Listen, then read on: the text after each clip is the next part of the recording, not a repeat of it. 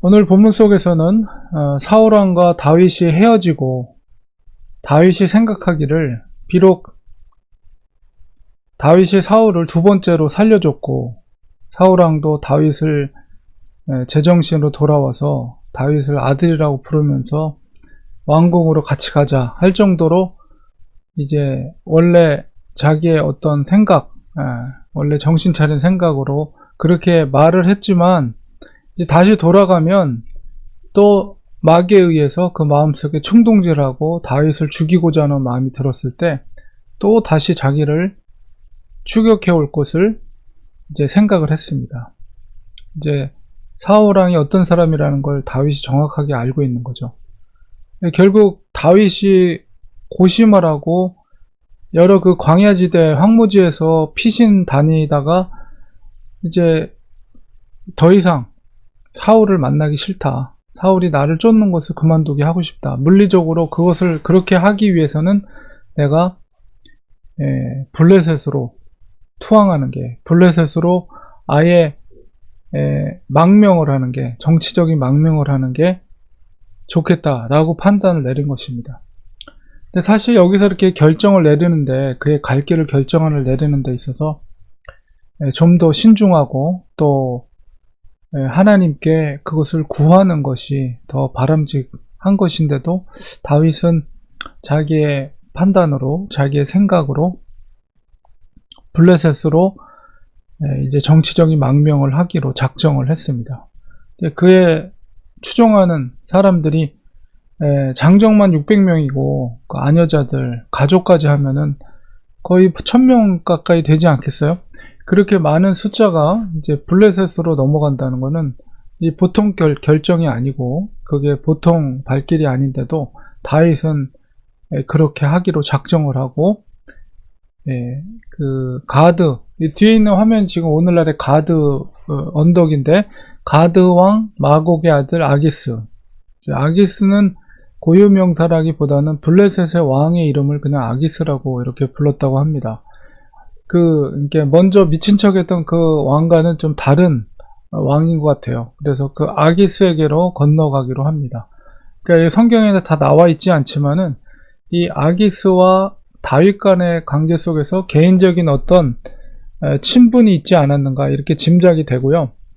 어떻게 그렇게 많은 숫자가 그렇게 망명을 할 때 그것을 받아들일 수 있을 것인가, 특별히 블레셋이 적국인데도 불구하고 이제 이런 생각이 오늘날 기준으로 생각하면 저런 일이 가능한가 이런 생각이 들 수가 있는데요.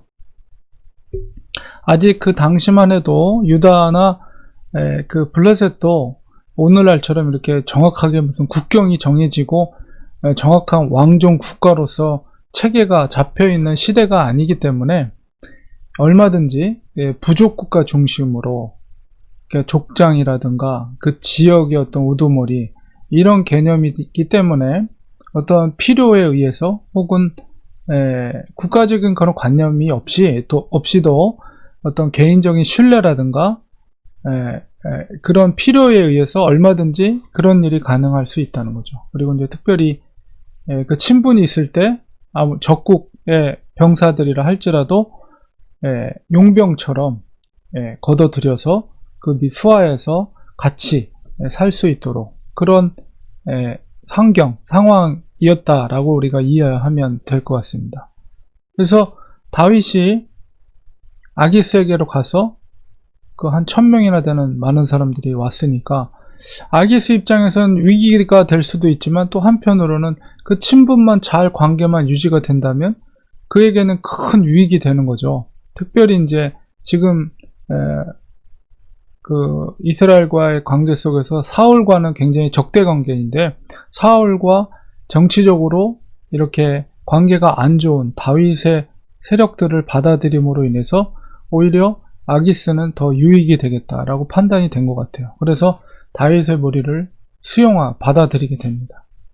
그리고 다윗은 이 아기스에게 가서 이제 그 가드에서 같이 아기스와 함께 있다 보면 아무래도 충돌이 일어날 수 있는, 그러니까 그 부하들과 왕이 있는 그런 도시에서 함께 있다 보면 아무래도 여러 가지로 불편하고 관계가 안 좋아질 수 있으니까 블레셋에서도 조금 시골 떨어져 있는 그 가드에서 좀 떨어져 있는 그 마을을 어떤 지역을 우리한테 줘서 거기서 우리가 좀 살 수 있게 해달라고 부탁을 합니다. 그래서 결국 아기스가 이제 그 성읍을 시글락이라는 성읍을 유다에게 다윗에게 그것을 허락해주고 그 1000명이 이제 시글락이라는 곳을 이동을 해서 거기서 이제 자리를 잡게 되고 블레셋에서 이제 1년 4개월 정도를 지내게 됩니다. 지도상으로 보면 보라색으로 되어 있는 광야에서 사울왕과 만나고 헤어진 다음에 바로 이제 가드로, 저 북쪽에 있는 가드로 가서 거기서 아기스 왕을 만나서 부탁을 해서 시글락, 밑으로 있는 시글락이라는 마을로 와서 거기서 이제 자리를 잡아서 한 천여 명 되지 않았을까? 600명의 장정놈만 600명이니까 가족들까지 포함한다면 최소 1000명 정도는 됐을 것 같아요. 그래서 그 시글락이라는 도시에서 이제 자리를 잡고 조용하게 이제 지켜보는 거죠. 그리고 사울왕은 이제 다윗이 그 정치적인 망명을 했다는, 블레셋으로 갔다는 소식을 듣게 됩니다. 사울 입장에서는 오히려 잘 됐다. 왜냐하면 이제 거기서 이제 아무래도 불편하게 생활할 것이고 잘못하면 자기의 뜻대로라면 블레셋이 조금 다윗을 죽일 수 있는 그런 상황도 어쩌면 생길 수도 있겠다라는 생각 때문에, 그리고 더 이상 블레셋을 더 침공해서 넘어가서 다윗을 추적할 수가 없는 상황이기 때문에 사울 입장에서는 그 정도에서 다윗을 추격하는 것을 이제 포기하게 되는 거죠. 그러니까 아무리 그 2번이나 살려줬다 할지라도 사울의 마음에는 다윗을 어떻게든 정적으로 죽이고자 하는 마음이 계속 일어나는 거예요. 불릴 듯이. 근데 이제 블레셋으로 넘어갔기 때문에 더 이상 추격할 수 없는 그런 상황이 되었습니다. 이 상황 속에서 다윗이 오늘 본문 속에서 이제 생각할 수 있는 것은 앞서 말씀드린 것처럼 굉장히 중요한 행보거든요. 적국인 블레셋으로 넘어간다는 것이. 그리고 또 다윗은 하나님을 섬기는 사람인데 적국으로 넘어간다면 거기에 있는 다곤이라든가 이방 블레셋의 신들을 섬겨야 될 상황, 그런 것들도 생길 수가 있는 그런 그 어려움을 감수하고 그렇게 적국으로 정치적인 망명을 했다는 것은, 이거는 다윗의 무리수 이면서도 또한 그 길을 정하는 데 있어서 하나님께 충분하게 묻지 않고 결정된 상황이었기 때문에 그 일로 인해서 사실은 많은 어려움들이 생기게 됩니다. 그 이후로 굉장히 고통스러운 상황들이 펼쳐지게 되는데, 사실은 그거는 이제 다윗이 그렇게 감수하고 그것을 어려움이 당할 걸 감수하면서까지 그렇게 결정을 내린 거죠. 그러나 이제 또 한편으로는 하나님께서 우리가 인생길을 걸어가는 데 있어서 나의 생각과 경험으로 판단해서 결정을 하더라도, 물론 그것이 하나님께 충분히 묻지 않는 길이라면 그것에 대한 책임을 온전히 자기가 져야 되겠지만, 그 속에서라도 하나님은 결코 하나님의 사람을 포기하지 않는다. 하나님이 지켜주고 또 그 위기 가운데, 어려운 가운데 있을지라도 그런 상황 속에서라도 또 살 길을 하나님이 열어주신다. 그런 것을 우리가 깨달을 수 있습니다.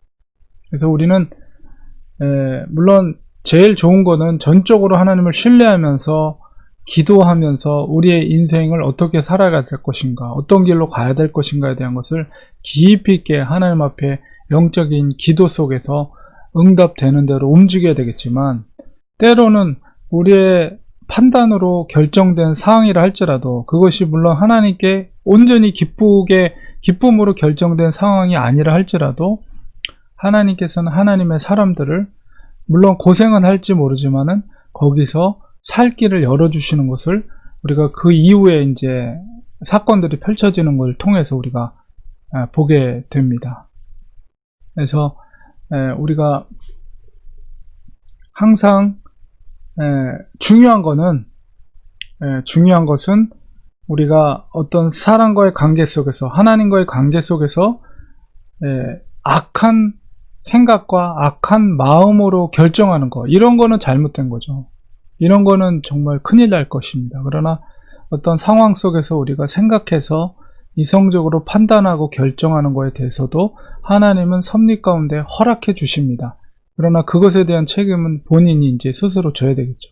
그러나 그런 어려운 결정을 했더라도 그 속에서 하나님은 살 길을 또 열어주신다. 이런 거를 다윗의 어떤 경험을 통해서 우리가 볼 수가 있는 것입니다. 그래서 제일 좋은 거는 정말 하나님 앞에 전적으로 신뢰하면서 작은 것 하나라도 어떤 것을 선택하고 판단하는 것, 그리고 어떤 중요한 결정에서 크고 작은 것에 있어서 전적으로 하나님께 기도하고 그 응답으로 움직이면 그거야 얼마나 좋겠어요. 하나님이 보장된 길이기 때문에. 그리고 거기서 또 분별력을 가져야 되겠죠. 이것이 내 생각인가, 정말 하나님이 주시는 응답인가에 대한 분별력을 갖되, 영적인 분명한 분별력 속에서 하나님이 주신 응답이라면 그 길을 걸어가야 되겠죠. 그 길이 좁은 길이든 어떤 길이든 간에 하나님이 가라는 곳으로 가는 것이 가장 좋은 것입니다.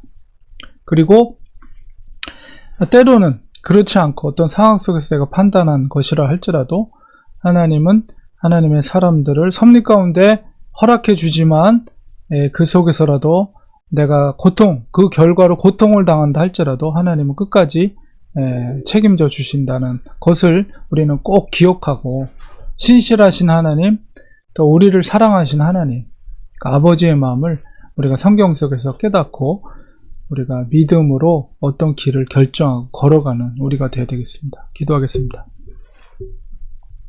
하나님 아버지, 다윗은 얼마나 그 도망다니는 생활이 힘들고 어려웠으면, 그렇게 두 번의 기회가 있었음에도 그렇게 사울을 살려줬는데도 여전히 사울이 자기를 추적해올 것을 염려하여서 결국은 적국인 블레셋으로 정치적인 망명을 하게 됩니다. 하나님, 우리가 인생을 살아가다 보면 아주 중요한 발걸음을 결정해야 될 상황 때 우리가 충분히 하나님 앞에 기도하게 하시고, 정말 하나님이 기뻐하신 뜻이 무엇인가, 어떤 길로 가야 될까, 이런 것들의 앞에서 정말 깊이 있게 하나님의 응답을 받고 순종하는 저희들 되게 하여 주시고, 때로는 저희들의 연약함으로 인해서 그렇게 기도하지 못하고 결정되는 일 가운데도 하나님께서 불쌍히 여겨주시고 긍휼히 여겨주셔서 살 길을 열어주시고, 하나님께서 기뻐하시는 뜻대로 우리를